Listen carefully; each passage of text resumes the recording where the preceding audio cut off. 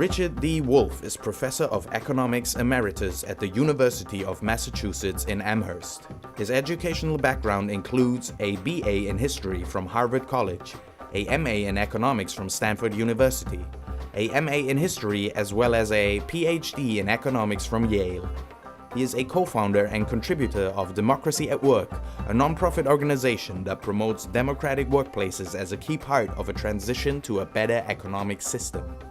The New York Times Magazine has named him America's most prominent Marxist economist. Ladies and gentlemen, Richard Wolff.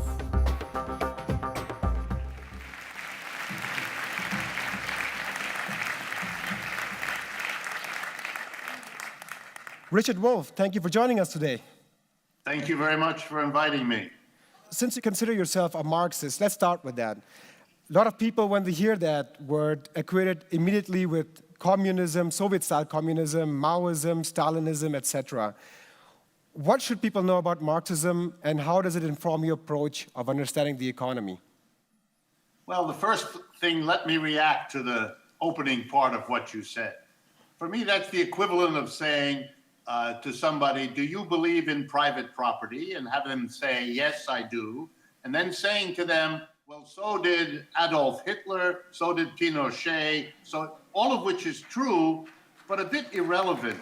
There's all kinds of people that have found interesting things in the writings of Karl Marx. It's even possible to believe that in the last 200 years, if you made a list of the 25 most interesting thinkers, he would be on that list. And if that were true, which I believe it is, then a person who says they went out of their way not to read Karl Marx, not to listen to what he had to say, is not a person who you would admire for open-mindedness, not a person you would admire for having avoided an evil, but a person who doesn't understand that there are great minds in the world and that you can learn something by following how they think about the world. Karl Marx is not responsible for all that was done in his name, any more than holding Jesus responsible or Allah responsible for everything done in their name. So hopefully we can put those things aside. So if you ask me, have I been influenced by Karl Marx? I say, of course I have. And if you say to me that you haven't, I feel sad for you. I feel compassion for you. You've been denied a part of your education, and you should be irritated by that situation. So yes, I'm influenced by Marx, and I'm proud of it. I use the Marxian system in my understanding of how the world works, and I am very clear, having grown up in an American system in which Karl Marx's work is never taught, hardly ever in any kind of systematic way for an economist. Let me be very personal with you. I have an education here in the United States that makes me a bit of a poster boy for the elite system. I went to Harvard as an undergraduate. Then I went to Stanford University in California for my master's degree in economics, and I got my PhD in economics at Yale University. This is sort of like having an education that is half Oxford, half Cambridge, et cetera, et cetera.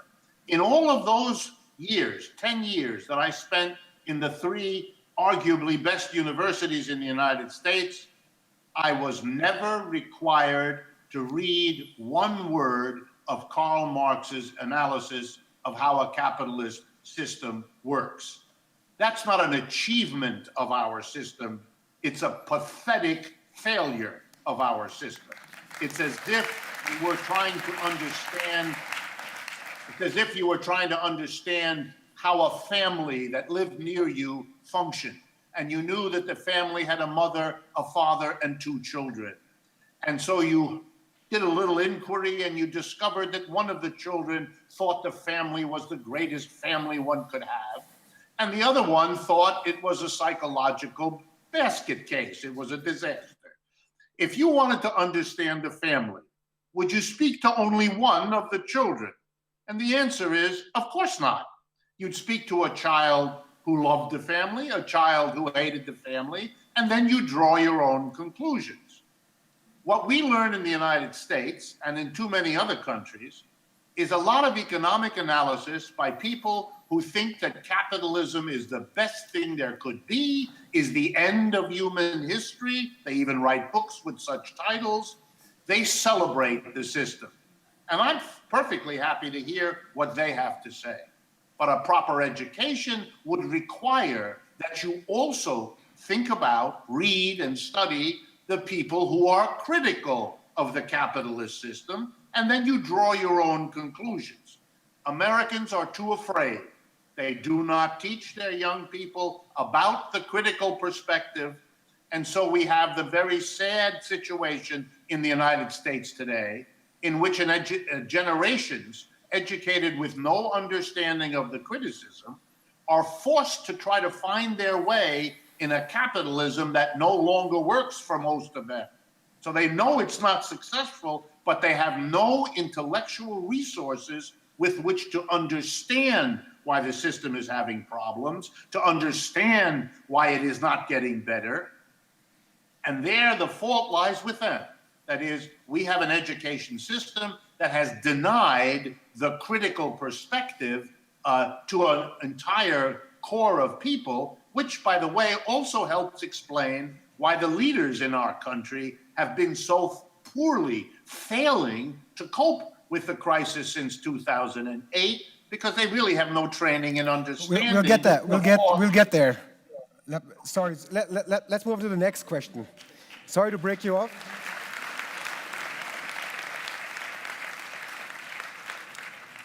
You know, I was watching the news and something hit me.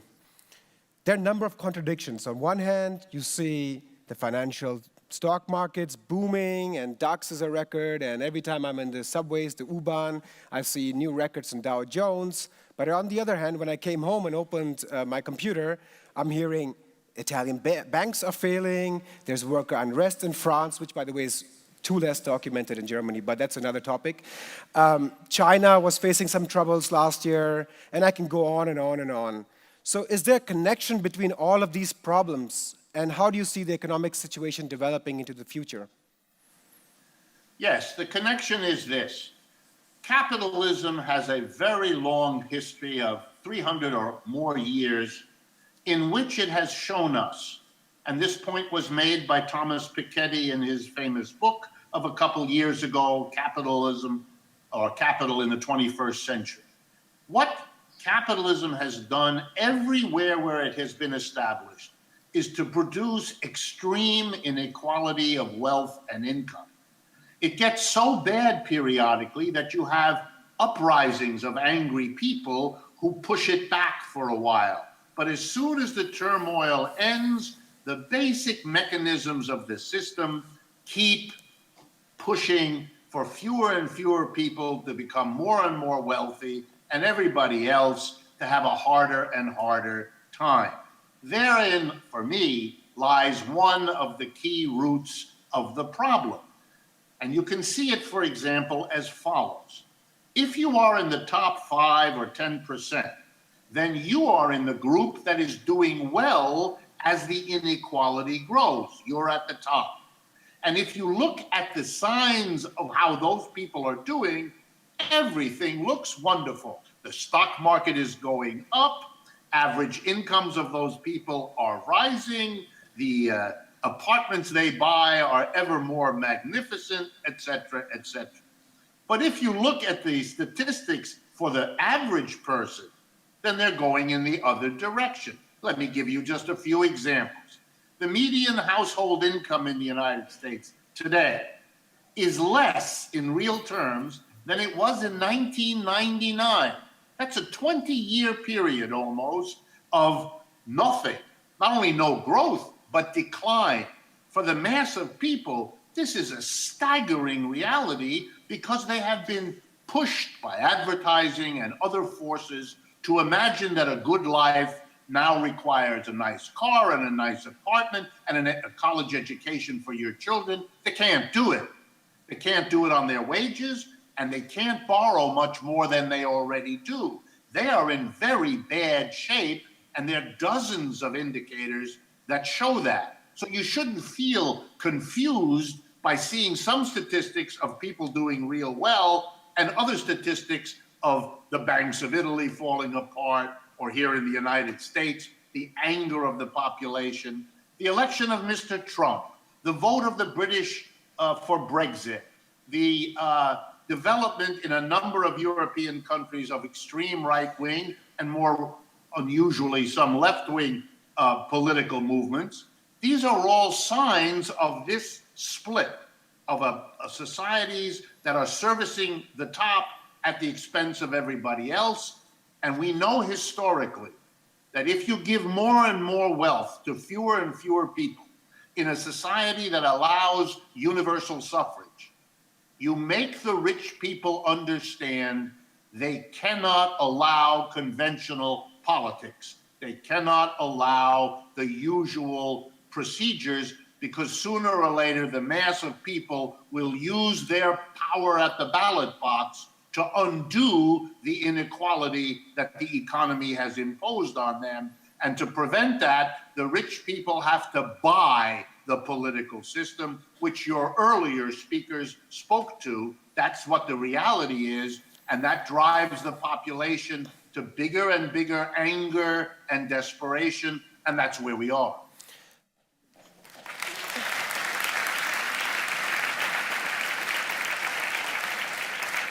So let's talk specifically about corporations and their role within our global economic and financial system. There's a couple of scandals that I want to just briefly mention. German corporations, Volkswagen, were caught red-handed for installing a software that hid the true amount of pollutants. Then we have Deutsche Bank that just paid a $7.2 billion fine for mis-selling bonds for something 10 years ago during the subprime crisis. And then in the US, we have Wells Fargo, Citibank, and the list it's just too big. I can't read it all out. So are these just some bad apples, or is something wrong inherently with corporations, their institutional pathology and internal structure?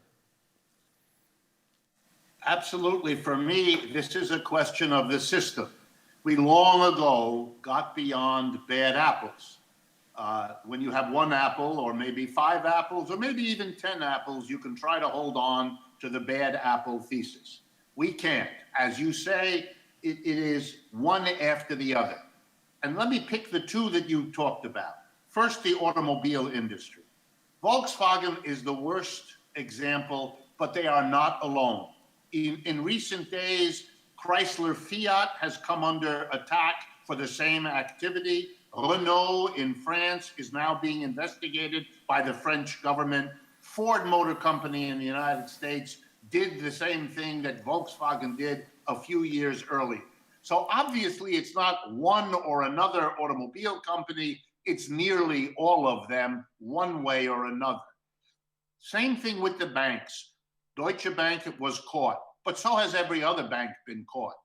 Tens of billions of dollars have been paid by fines by all the major banks for manipulating interest rates, the so-called LIBOR scandal in London, for laundering money, that is knowingly taking money from criminal activities and putting it through the bank system so it can't be traced back to its origin, for abusing the mortgage crisis of 2008, for overcharging people on bank fees of every kind, for manipulating foreign exchange transactions.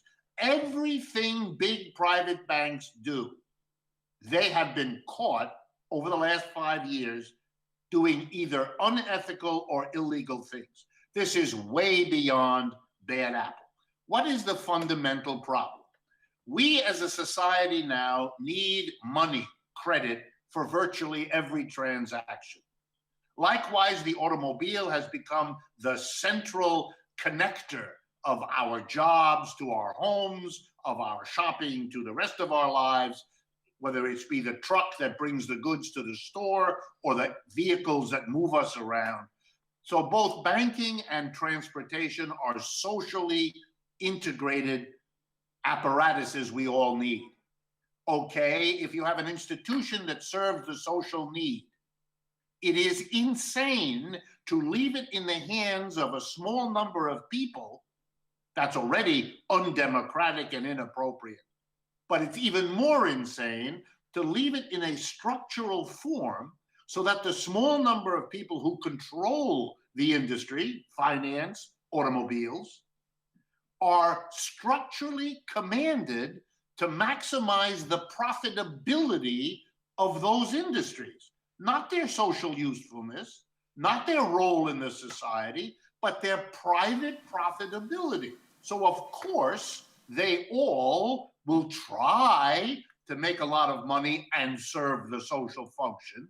But if and when, and it always happens, that there's a contradiction between private profitability and social function, it's very clear what they do.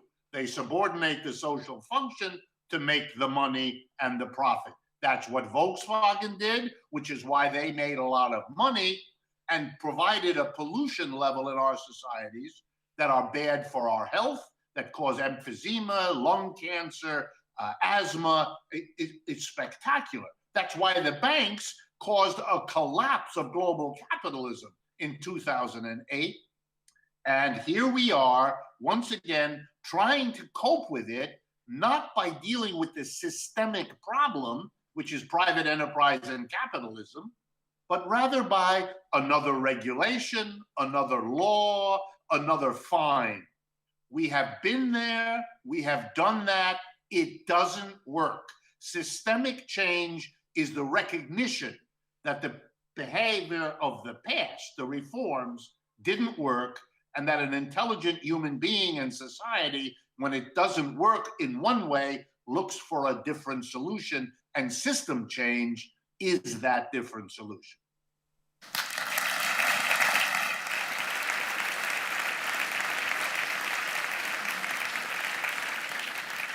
So are there any alternative ways to conduct business that takes environmental sustainability, humane practice, and democracy into account?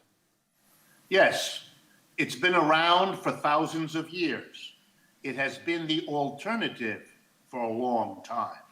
And maybe it has taken us to go through slavery, through feudalism, now through capitalism, to finally recognize that that perpetually on the edge alternative finally has now reached its moment when it can become the new way. And you know, that's an argument that capitalism made.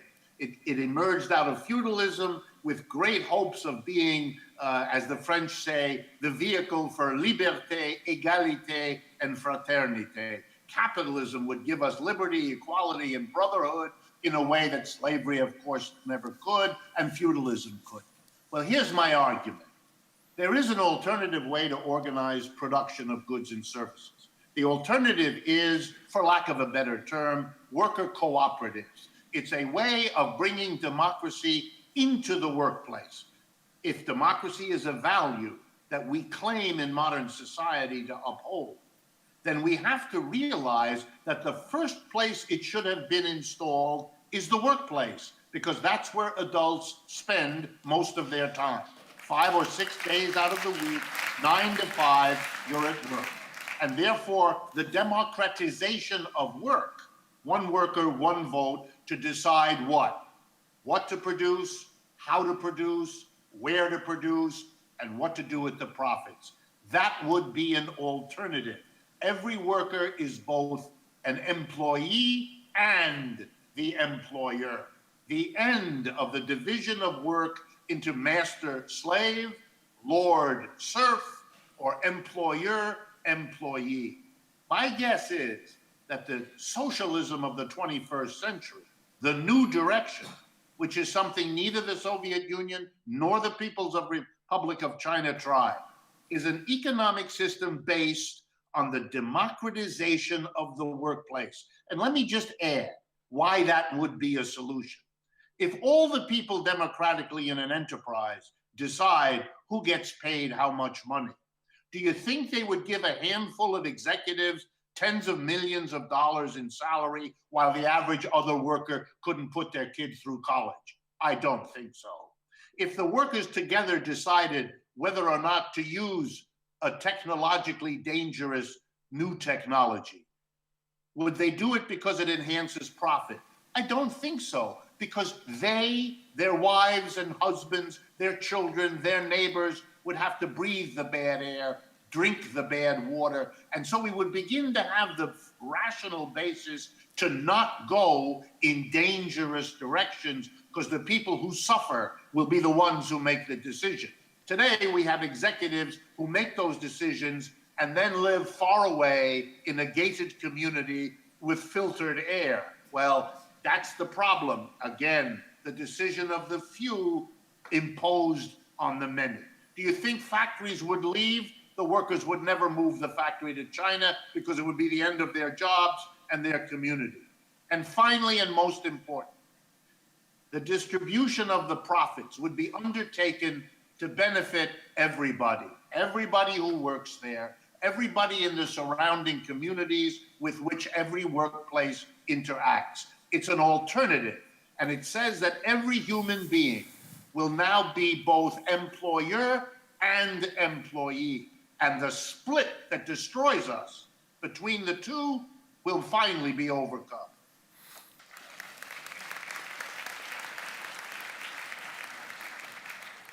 But the counter-argument is that democracy at workplace would be time-intensive. I mean, collective decision-making, and who would decide stuff, and how would this function in hospitals and airports where you need a hierarchical structure to make quick decisions?